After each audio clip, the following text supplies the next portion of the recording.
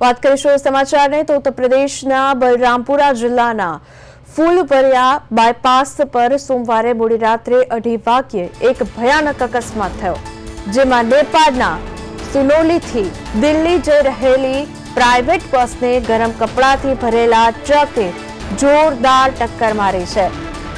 તો આ ટક્કર બાદ બસ ખસેડાઈ હતી। લગભગ 100 મીટર દૂર हाई टेंशन वीजळीना थांभला साथे बस અથડાઈ। थांभलो तूटीने बस पर पड्यो અને शॉर्ट सर्किट थी बसमां अचानक एकदम ज आग लागी गई हती। तो जोत जोतामां बस આગનો ગોળો બની ગઈ હતી।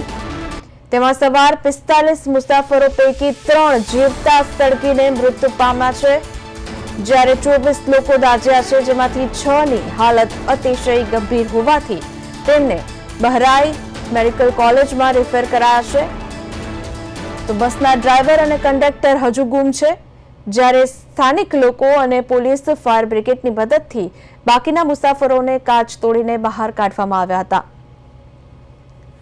તો યુપીમાં બસમાં ભીષણ આગ લાગી છે। આ ભીષણ આગમાં 3 જીવતા ભડથું થઈ ગયા છે। તો બસમાંથી મુસાફરો કાચ તોડીને બહાર કૂદ્યા હતા। 24 મુસાફરો દાઝી ગયા છે, 6 ગંભીર રીતે ઘાયલ થઈ ગયા છે। ટ્રકે ટક્કર મારતા આ અકસ્માત સર્જાયો હતો। બસમાં ભીષણ આગ લાગી ગઈ હતી।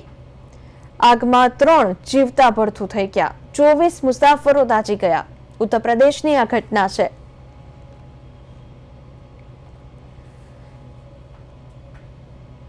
દ્રશ્યમાં જોઈ શકાય છે કયા પ્રકારે આ બસ આગનો ગોળો બની ગઈ। બસમાં ભીષણ આગ લાગી ગઈ હતી। 24 મુસાફરો દાઝી ગયા છે। મુસાફરો બસમાંથી બહાર નીકળવા માટે કાચ તોડીને તેઓ બહાર કૂદ્યા હતા। ખૂબ જ ગંભીર ઘટના, ખૂબ જ દુઃખદ બનાવ। 3 લોકો જીવતા ભડથું થઈ ગયા, સાથે 24 લોકો દાઝ્યા છે। આ ઘટનામાં યુપીની આ બસ છે, જેમાં મુસાફરો સવાર હતા અને આ ઘટના બની।